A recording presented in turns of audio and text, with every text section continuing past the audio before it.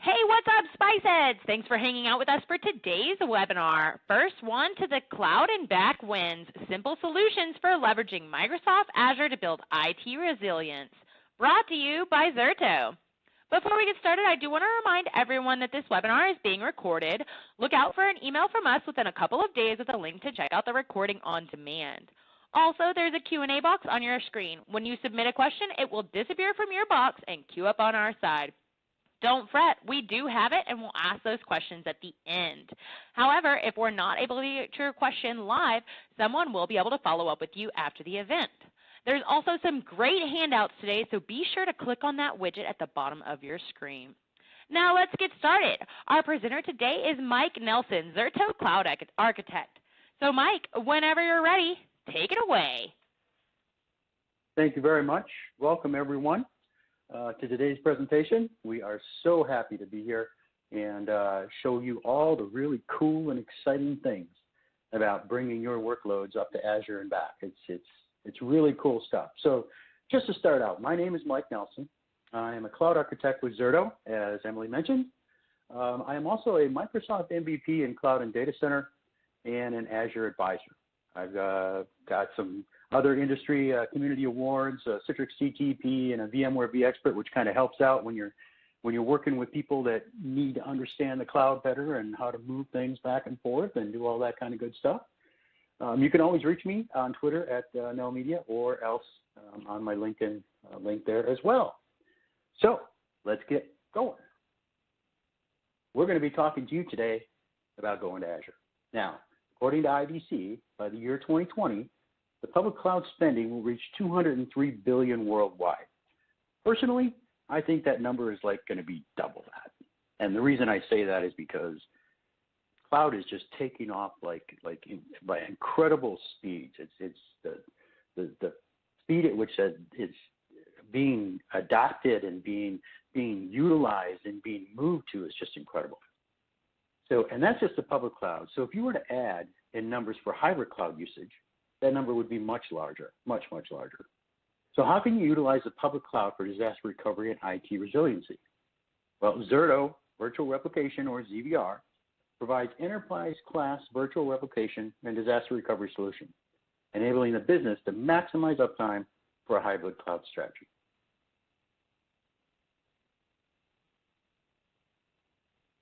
So what we talk about when we talk about hybrid cloud with Zerto and Azure, okay, there's some key points that we have to point out. One is a 20-second RPO to Azure, all right? 20 seconds is what we're really aiming for. Now, there are variables involved in that, okay, connectivity, so on and so forth, okay?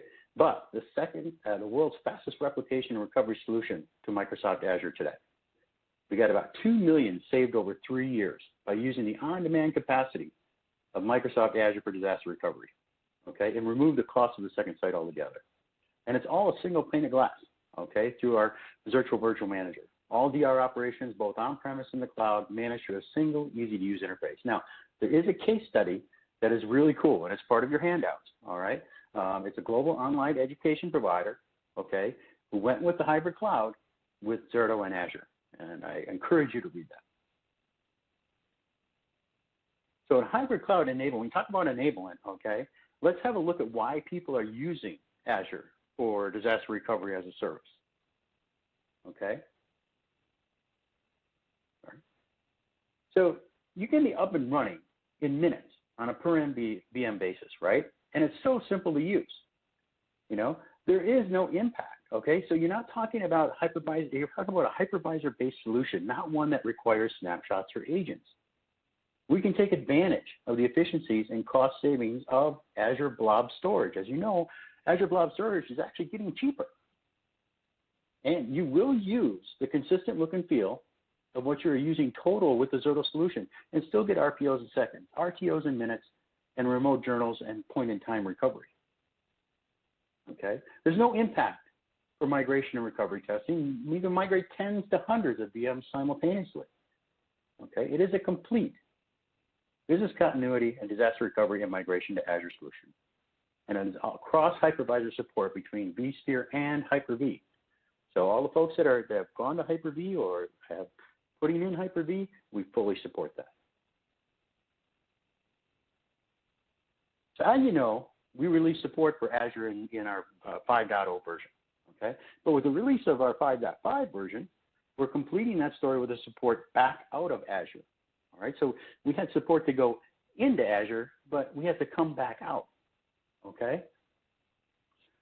Replication, as we call it, fail back from Azure. It supports VMs, VPGs, which we call virtual protection groups, journals, okay, which you'll find more about, and most other features. There are benefits, okay? It can protect, recover, mobilize, and test applications and virtual machines using Microsoft Azure.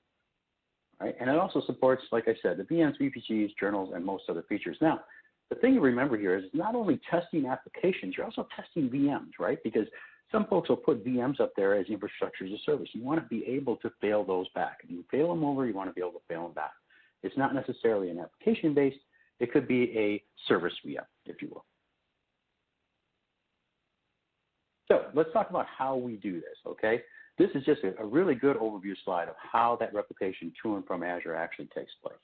Okay, so you'll remember what we call our one-to-many support with our Zerto Virtual Replication 5.5 version.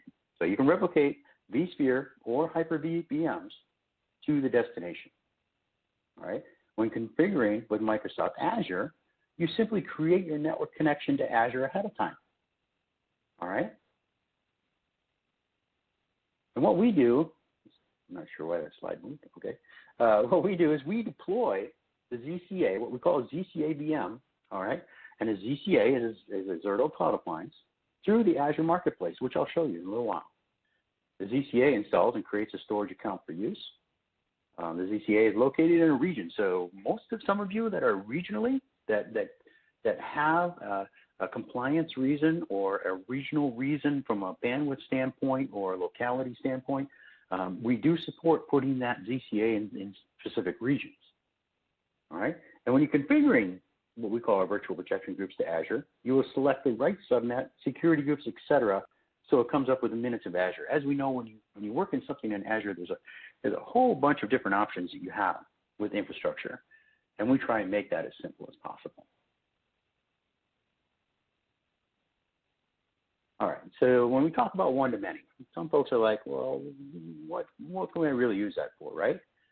So, one-to-many from use cases, all right, the functionality in Zerto Virtual Replication brings an exciting power, allowing you to have multiple SLAs for individual VMs. You can be meeting the needs of all of your use cases and your organizational needs. You can protect a single VM in multiple virtual protection groups or VPGs. You get a full replication and journal for each, and each with RPOs in seconds. You can decide per virtual protection group, the journal, the recovery settings, giving you control over multiple SLAs on a per VM basis. Okay, per VM, that's important. A VM could replicate to a local site destination with a 4-day journal for extremely fast testing and file recovery. All right, so you have the ability to go through and test that from a 4-day standpoint of all different times during those 4 days, and also the ability to quickly redeploy an impacted VM. You could also replicate that same VM to a remote site or cloud with a different journal retention policy, maybe 30 days, in order to have longer retention, utilize the cheaper storage advantage of the cloud economies of scale. All right, you can recover applications locally or to a DR site, or just use DR site for migration testing or full site recovery. While using your local site to restore files, VMs, and an application and a stack of VMs directly into production. This gives you a powerful local data protection while still having the ability of longer retention further away in the cloud. All of this with one simple solution. What we do is we do consistent protection and recovery, all right? So it's a concept of what we call the Virtual Protection Group, or VPG, all right? So let me talk about those for a second. With a VPG, one key concept, okay, is consistency grouping. We looked at the concept of placing all the VMs on the same storage line in order to achieve data consistency between replicated VMs on that storage and applied across all storage in your environment. Typically, you would take all the VMs that belong to your enterprise application and place them on the same LUN. snapshot that LUN, replicate it, then recover that LUN. And all of your VMs will be there from the same point in time. But what if you want to mix and match storage or LUNs for your VMs, but still want to maintain data consistency between them? What if you want to replicate to the cloud? You can't do that with traditional methods using storage replication across multiple arrays or vendors. Zerto took the replication and moved it into the hypervisor, so it's no longer dependent on the storage replication. With our virtual protection groups, we protect all the VMs together that you add to this VPG. Give them all granular checkpoints with right order fidelity across all VMs and allow you to cover them from the same point in time. It doesn't matter what storage or LUN they're on. Replicate from anything to anything. When you create the protection group, you pre-configure all the settings, network, security, sizing, prioritization, etc. So it's all ready to go when you need to fail over.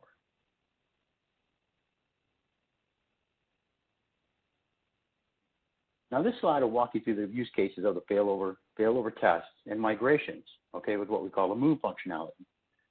So what does Zerto do?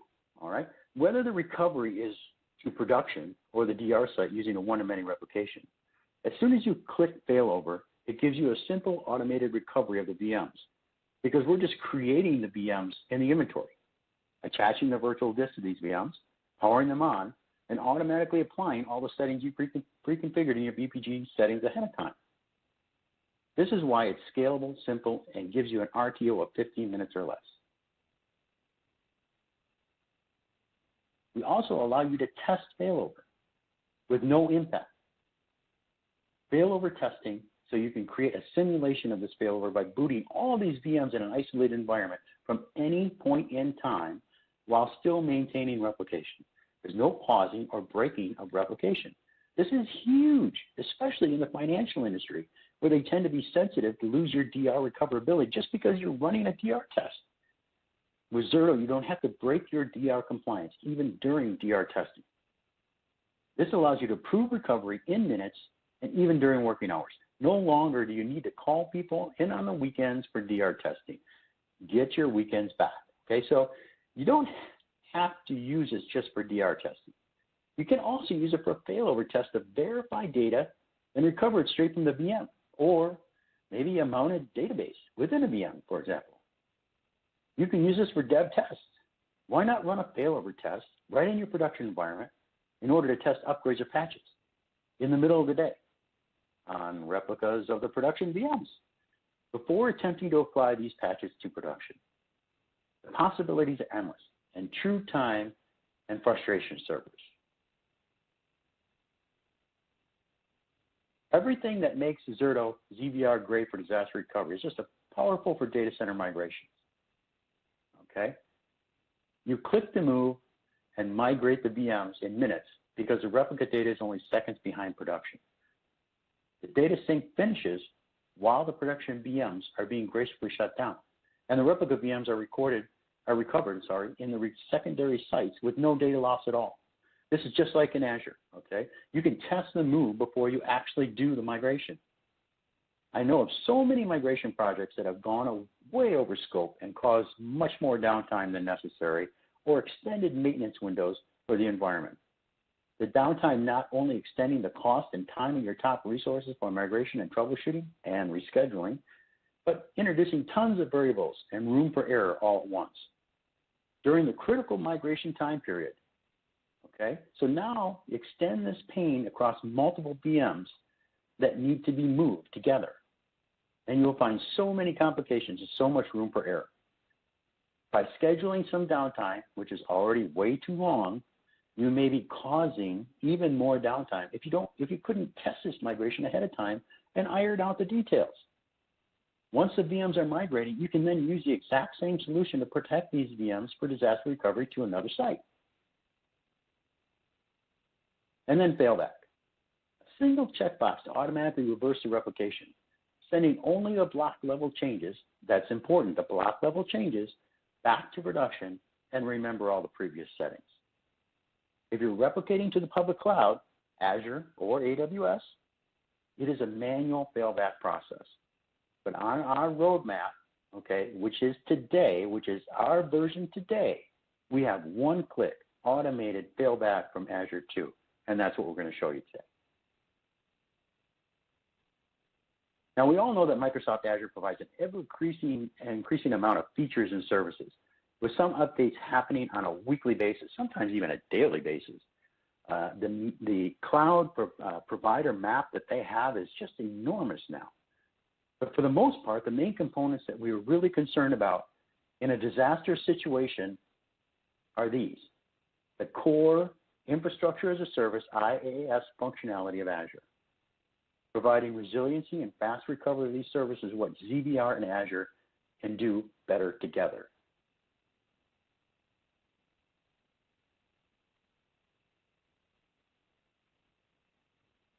Here we have powerful DR and migration to Microsoft Azure. All right, let's take a look at this. We have the management of scale-out architecture with our ZVM, which basically puts a VRA virtual appliance on each ESXi or Hyper-V host.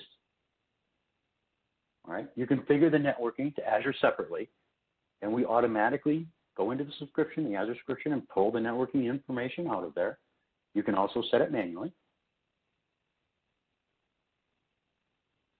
We utilize for the ZCA appliance a D3 V2 Azure Windows VM in the marketplace, and I'll show you how that's done. All right, it's an all-in-one Zerto Cloud appliance. It does all the work, okay?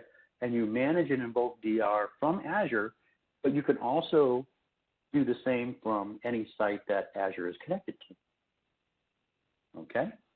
Now, one thing I want you to notice is in between these two sites, the production site and the Azure region on this slide.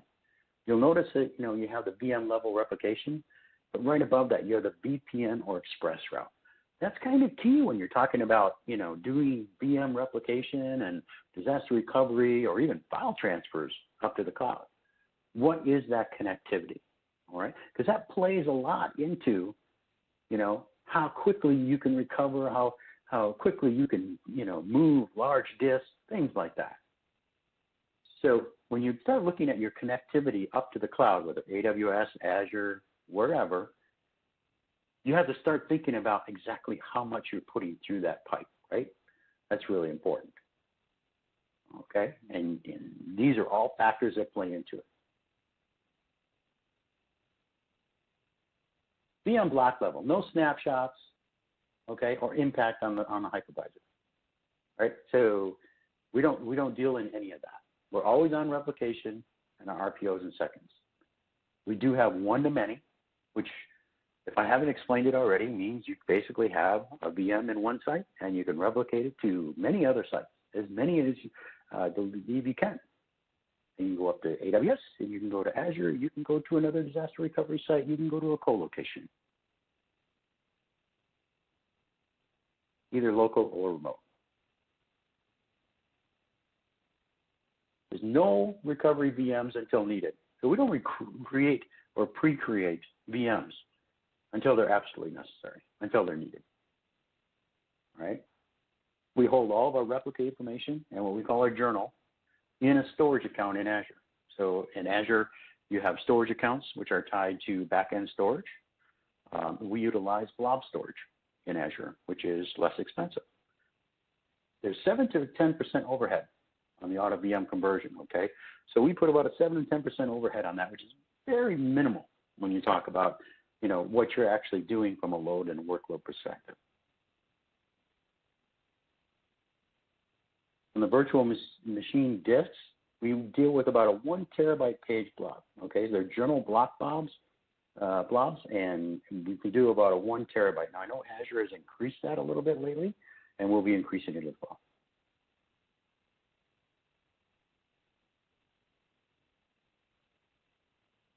So what we've done here is we just want to actually show you out like the one-to-many, right? What I was just talking about.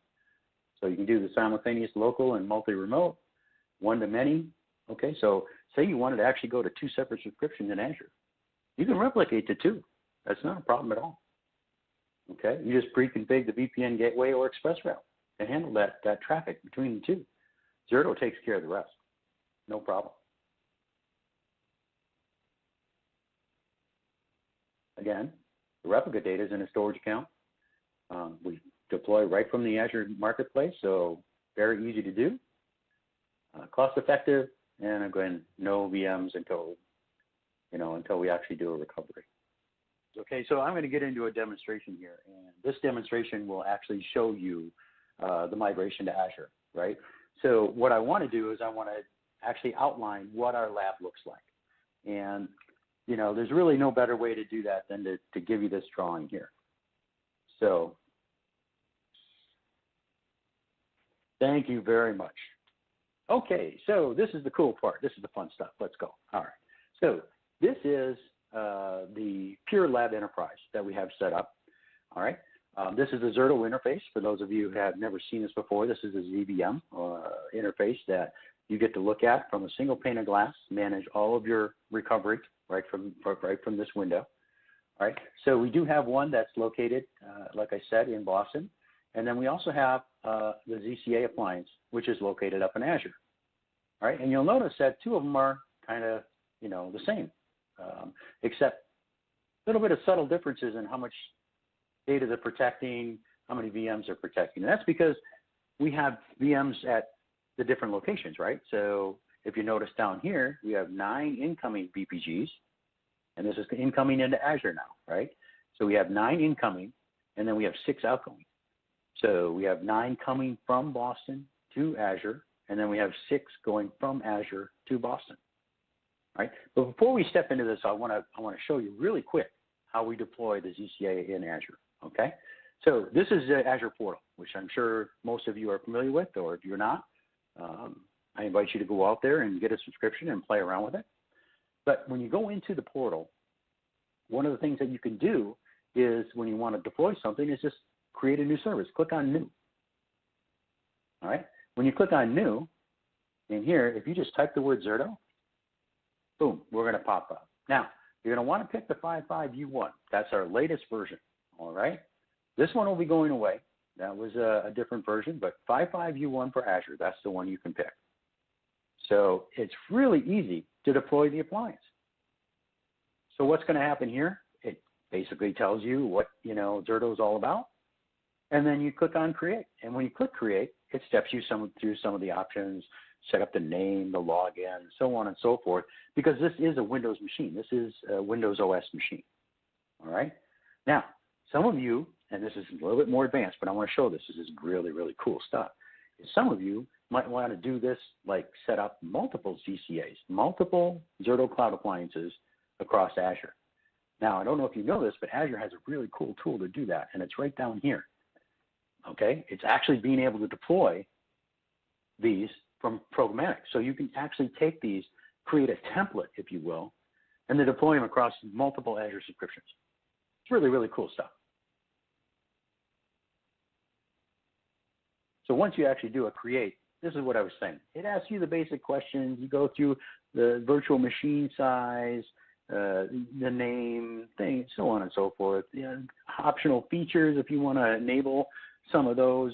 It also tells you about the networking that this will be on. I do recommend if you're going to go out and just, set this up for the first time or play with it as a test, if you will, that you do create a new resource group and don't combine it with another resource group. That way you can actually isolate it and make sure that everything is working before you actually deploy it to production. Okay? And then the last one just basically comes up with a create button and boom, you've got a full environment. So once that actually deploys, and I'm going to pick on one of my other SEs here, is once that ZCA actually deploys, all right, what you're looking for, all it does is goes out and creates this resource group, and it just creates these items. A security group, gives it a public IP address, a network interface. There's your VM, okay, which is your ZCA, the virtual network, and the storage account. That's it. That's all we do. And it takes about a little over 5 minutes to deploy this. Now, it seems like a long time. Well, our part is done like really quick, all right? The longest part takes building the VM, if you will. So for Azure to build that VM, it takes a little bit longer to do, okay? So when you build that, this is what you get. You basically log in, and you will see the same thing that I'm looking at here, except yours will be empty, of course. All right? So when we look at this, we're actually going to do a failover, right? So I'm going to do a test failover first. And a test failover is basically going in, and see this little box down here? You either click live, which goes, whoop, whoop, whoop, everything turns red. Oh, no. Danger, Will Robinson. These, this is telling you that you're actually, should be afraid. And you want to make sure you know what you're doing. But we're going to stick on test here, okay, where everything's nice and calm and cool, because we're not going to actually impact anything just by doing a test. So I'll take a VPG. All right, like I said, the virtual protection groups, I have a bunch of VPGs. If you look at them here, I've got an Azure Pure ones. You'll notice the direction. They are going to Pure Lab Enterprise, all right? So they're going from Azure to Pure Lab. And you'll notice these other ones are going from Pure Lab to Azure, all right? Now, if you did a one-to-many, you would actually have a little icon there that was a, it's like a double-sided arrow or a triple-sided arrow, a headed arrow, I'm sorry. It actually points in different directions, okay? Now, some people ask, hey, if you look inside of one of these, all right, this tells you all about the VPG.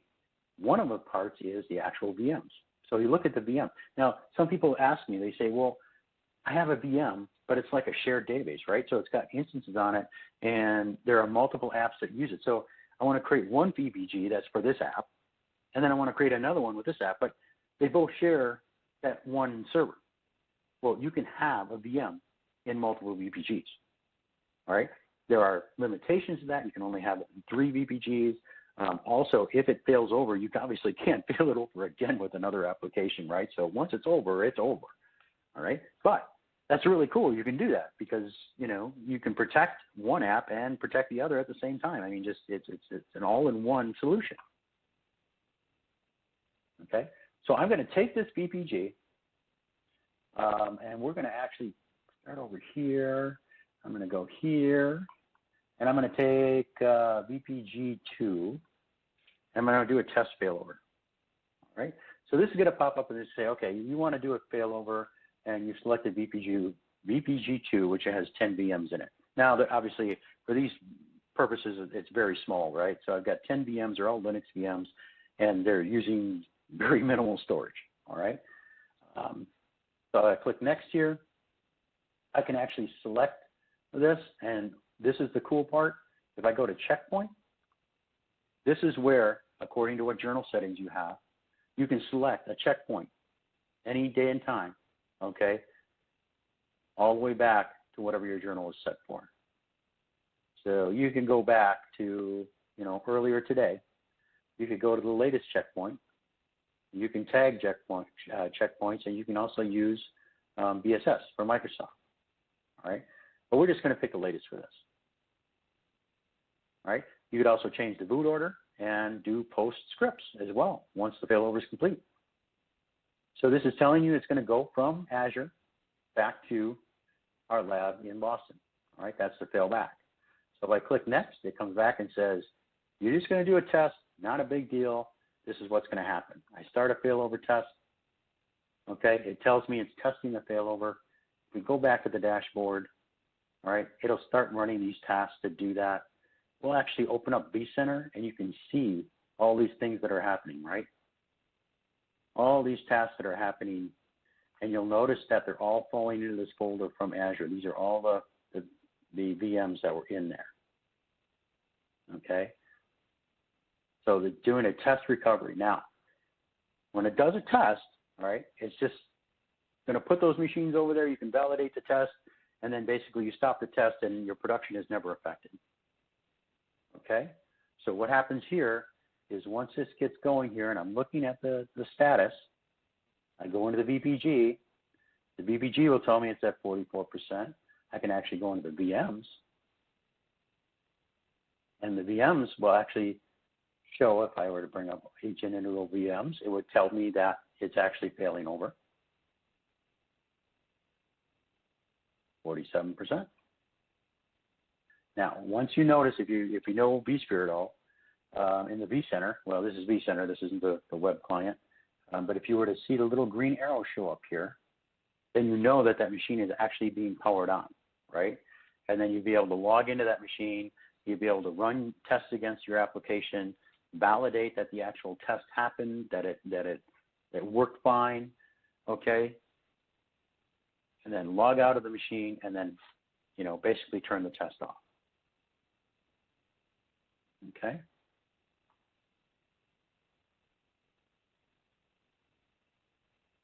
Now, one other thing I did want to show you is that the difference between the two, while this is test failover. You'll see from the Azure side, it's also showing the test failover. If I go into the VPGs, it's still showing the test. The VMs in here, all the LSC 11, you'll notice that they're over here. LSC 11, you'll see the green arrow by it now. If I log into that, or open it up, you can actually see it's actually live, okay? I can log into this box.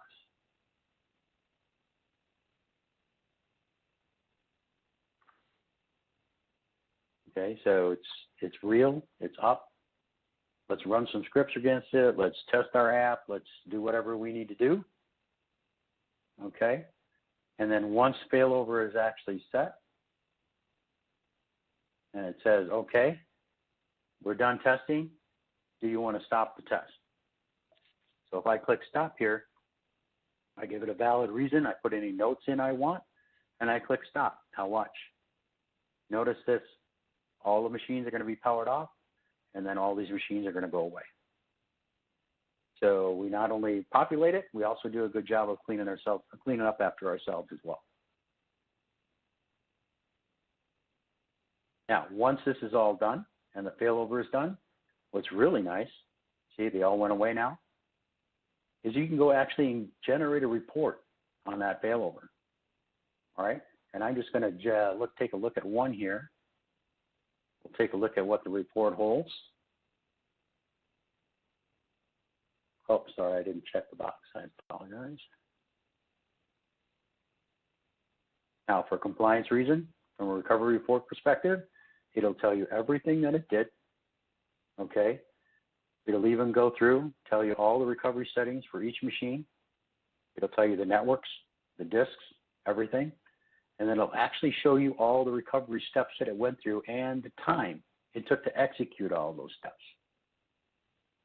Okay, so from an audit and compliance perspective, this is huge. This really is. And you can even sign off on it. Okay, which I know auditors love people to do, is put your signature on something saying, yeah, this is what really happened. Okay, so if I was actually going to take this a little bit further and go and do a live, okay, that live failover, in my previous test, I would take VPG1, okay, which is hosted on Azure. It's going from Azure down to the Pure Lab. If I split this up live, click failover, all right, same screen you saw before, right? Click next. Now, you have a different option here, all right? One of them is not only the checkpoint, we have something called a commit policy. So if you do an auto commit says, hey, once I fail over, commit that machine, okay? Turn off the machine at the source site, which means you are doing an actual failover. You've had a disaster, you're failing over it, okay? Reverse protection. Now, if you do reverse protection, which is advisable, if you haven't lost your primary site, if this is just like part of an application failed or a piece of hardware failed or something like that, you have the ability to automatically reverse protect it. So it'll go back and it'll say, okay, I've moved everything from Azure over to Boston, and now that that's live over there, I'm going to reverse protect it back to Azure again. So if we have to do another one, we can just do another one. We can do another failover. Okay? And if I go through this, now it'll say, red button, okay, you're about to fail over. This is kind of a big deal. All right, so I'm going to click and start failover. Now, it'll do the same sequence, all right, that it did before. You'll start seeing the machines start to build out here, okay? The same thing is happening. The same process is happening. Once this process gets done from the initial failover and those machines are up and running and you have the auto commit set, what's going to happen is that it's going to start syncing back. Okay, so any changes that have happened to that guest OS while it was being failed over will sync back to the Boston site. All right, and that's what we call a delta sync. It'll do a delta sync of anything that happened during that time. Okay, you can see it deleting data store files, moving files, so on and so forth. This isn't what happened during the test, if you noticed. Okay, we're actually moving the data. We're actually saying, hey, this is a big deal. We're moving it all. Okay. So one of the things I wanted to show you was the actual movement. Right. When you talk about the sites that are set up, okay, you'll notice here in the Boston site that you can work with different sites, right? So we have the Boston site, we have the Azure site. All right, this isn't paired with the AWS yet, but you could add that as well. It gives you a bunch of information about that. All right. It also gives you everything about your VRAs, all that kind of stuff. But when you're dealing with Azure, remember, you're dealing with Azure accounts. You're dealing with Azure storage, right? So if you were to do the same thing and go back into here, excuse me, and go back into here into the sites, okay, you have the Pure Lab Enterprise that it's connected to, but you don't have any of those other options. You don't have a lot of options to deal with because Azure is all subscription-based. It's everything inside of the subscription, right? Good example of that. I'm going to go create a VPG in Azure. See, I'm still failing over, so I'm doing other things while I'm doing this. I go out and create a new VPG. I'll call this test. All right? I can pick my VMs that I want in the VPG. I can also do the one-to-many, okay, and select other VMs that are available. I go to replication. The recovery site, it already knows that the only one it's paired with is the Pure Lab. So it's going to replicate back to there. And then you basically give it the information of what servers you want and the data store that you want to recover to. All right. This is where you get into your journal history and so on and so forth. Now, if I click next here, storage will be on, obviously, the Boston side, the Pure volumes. And when I actually go here, this is the big thing, right? So when I actually go to recover, this is where I can pick my networks because these networks exist on that side, right? If I were to go to the Pure side, do the exact same thing. Oh, by the way, if you haven't noticed, that failover is almost done. It's already promoting. See, the machines are back up. All right. Now it's promoting, which means that it's basically telling the other side that the disaster site is up, and now we're going to start doing the actual copy back to Azure for the reverse protection. Okay. So getting back to this, when I was actually going to create a VPG from the Boston side, here I'll call it the same thing. I'll go test. I'll go next. Select a VM here. I'll go to replication. It says, oh, recovery site, you want to pick Azure, AWS, or back to yourself. You can actually replicate back to yourself, believe it or not. Pick Azure. Well, Azure doesn't give you all those storage options. Why? Because it's already assigned storage up in Azure. You still get the same options with your journal, okay? If we click next, again, you don't get an opportunity to click bin here like you did on this one over here. If I were to do previous, I can actually pick bin. I can't do that in Azure. It's not an option. But if I click next, the recovery one is what I want to really emphasize. This will pick up all the networks that you have inside of your Azure subscription. Okay? So I can go through here and I can change the networks that are used for the test, for the actual failover or move. I can, anything that is inside of my subscription.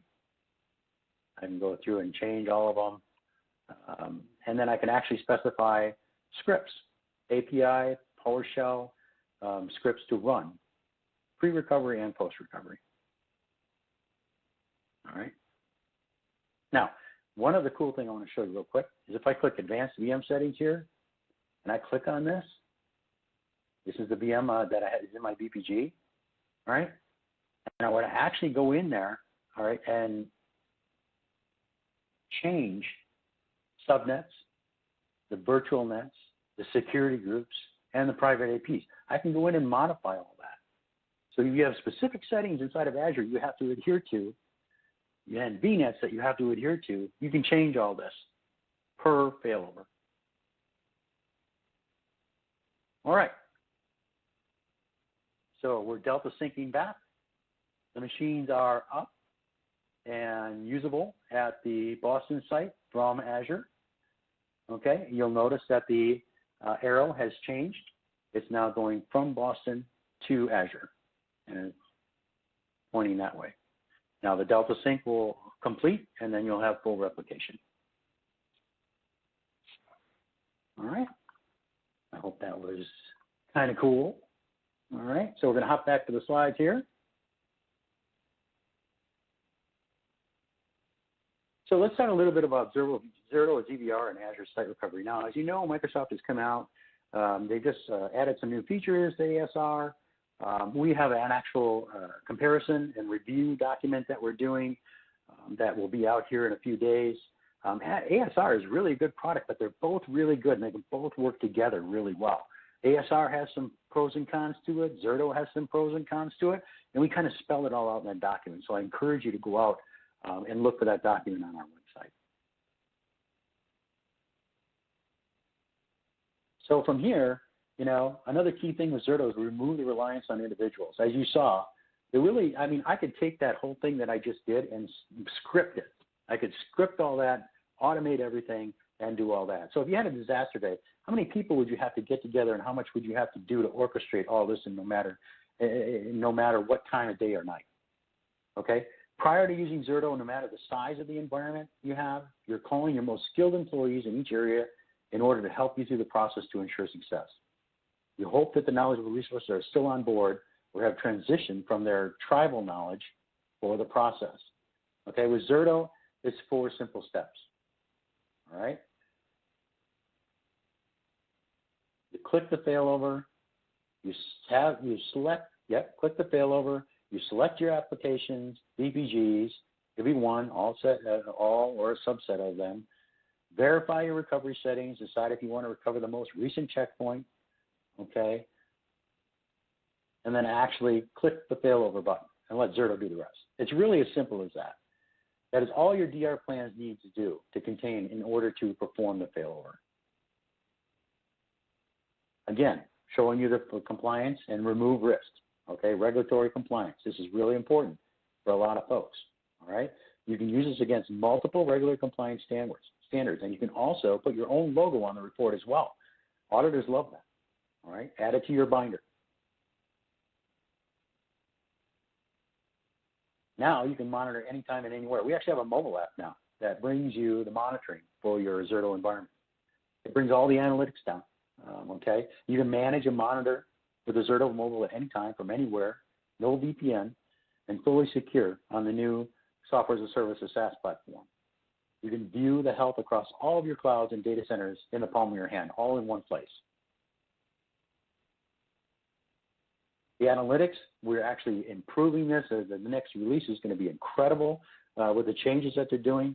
If you're in My Zerto portal, which is a portal that we give to customers, called My Zerto. If you're in that portal, you'll see a new analytics link on the top navigation bar. You can view across your entire environment, clouds, sites, platforms, the whole bit. Historical data of 3 months will be included there. VPG metrics over time, okay? Aggregating, consolidating information, access to information from multiple ZVMs, okay? Detail of VPGs, including any areas of concern with RPOs. You can even dive in deeper into a VPG with a breakdown of the VMs that are included. Okay, you can view alerts and tasks, so you can easily monitor the environment.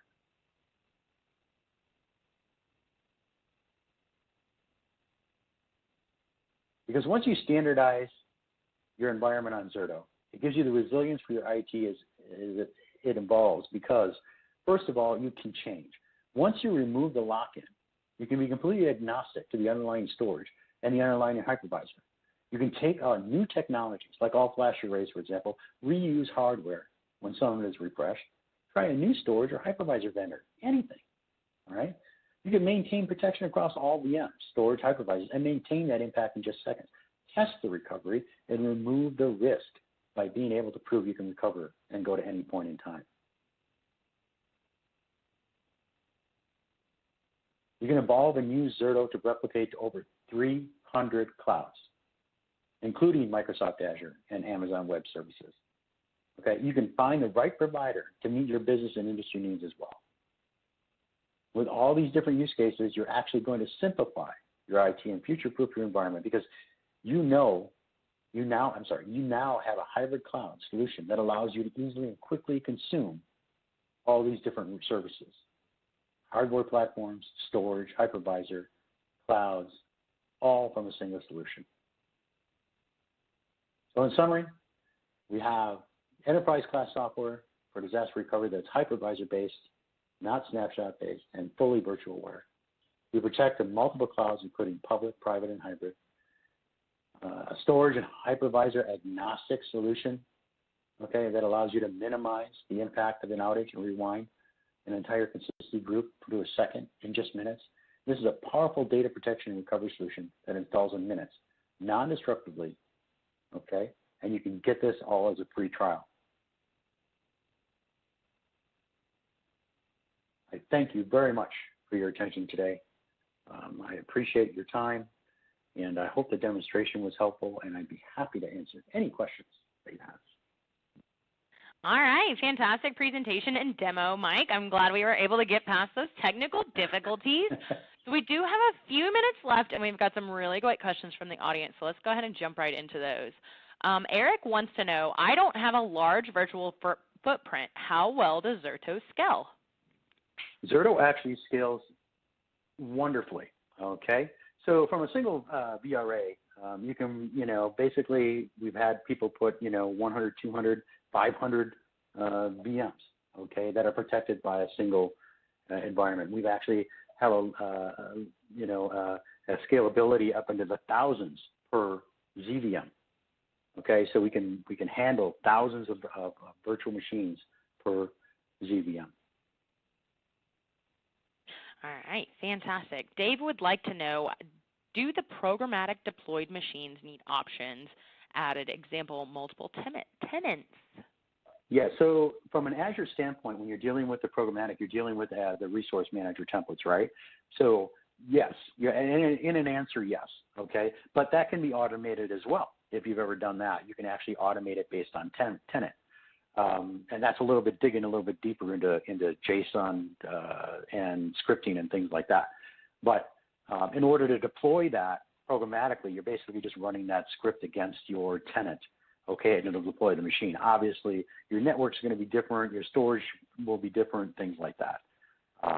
So the simple answer is yes, but it can be automated as well. All right, fantastic. Let's see. James would like for you to please explain the Azure Blob Storage. I haven't heard of this term. Okay, so Azure Blob Storage is actually one kind of storage. They have a couple different kinds of storage up in Azure, all right? One of them is Blob Storage. That's like the least expensive. They have cool storage. They have table storage. They have a couple other ones, right? And there's a couple more that are actually coming out. But blob storage is basically just taking blocks of data and putting them into what they call blobs. And it's a very inexpensive and efficient way for cloud providers to store large amounts of information, large amounts of disks, if you will. All right, fantastic. David would like to know, can you address the bandwidth considerations to cloud DR using Zerto? Right. I can address them, but it's all variables, right? So we actually have some calculators that we make available on our site that could help you out with that. So if we put in the number of machines, storage, things like that, we can come up with some baselines about what we think, depending on your, what you have going up there, VPN-wise or ExpressRoute-wise. I just asked for 5 megabits. That's really, we're just asking for a very small connection in order to do initial replication. We do very little across the wire, believe it or not. We're just replicating change blocks. That's all we're doing, okay? And we compress them, all right? And you can see that on the screen when I showed you the ZVM. and we compress them a huge amount of WAN compression before it actually traverses that link. Okay, so you'll be quite surprised how small of bandwidth we actually use. All right, fantastic. Here's another really good question. Andy would like to know, you're on ZVR 5.0. How often do new versions come out, and what's the upgrade structure look like? Actually, we're on ZVR 5.5. So we've come out with ZVR 5.5 a little bit a few months ago, and we're on 5.5 update 1, actually. And not too far down the road here, we're going to have update 2 coming out the door. So the upgrade structure, I can tell you that the upgrade process from a more technical point of view is pretty seamless. It really is, unless you're coming from a very old version. Okay, so if you're coming from you're a client that's been with us for a very long time, and if you have, thank you very much. But if you're coming from a very old version, like our 3. version or anything like that, coming all the way up to 5.5, there's some steps you have to go through, obviously, because that's just the way software works. But from a licensing perspective, I really can't address that. And the reason is because I don't know that much about, how much they charge you for your licensing and things like that. That's all dependent on what your representative. If you don't have a representative and you'd like to talk to someone, I'm sure we can hook you up with somebody, no problem. All right, fantastic. So we are about out of time, but I wanted to allow you a final opportunity to leave our users, our attendees, with any final thoughts. Really, when you're talking about disaster recovery and disaster recovery as a service, okay, everybody in maybe you have, maybe you thinking about it, maybe you're actually testing it, there's going to be workloads that you have up in the cloud, okay, and you're going to need to protect those. Just because they're in the cloud doesn't mean they're automatically protected, okay?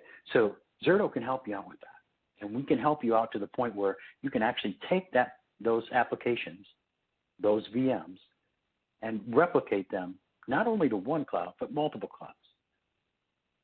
The new failback from Azure is huge. The ability to bring things back from the cloud, that's always been a sticking point, okay? And we're not talking about transferring entire disks. We're talking about very minimal amounts of data that's being transferred. And this will help you in your overall IT resilience plan, and it will make your lives, the lives of your users, much, much better. Thank you very much for your time. All right, fantastic, Mike. Thanks so much. Hopefully everybody was able to learn a bit more. I do want to remind everyone that if your question wasn't addressed, somebody from the Zerto team will be able to follow up with you offline. Also, if you had to step out or missed any part of this presentation, you'll be getting an email from us within a couple of days with a link to view the webinar on demand. I want to say special thanks to both Mike and the Zerto team for creating today's content and for sponsoring this great event, and thanks to each and every one of you for tuning in today. We hope to see you back soon for another Spiceworks Partner webinar. But until then, stay safe and keep it spicy.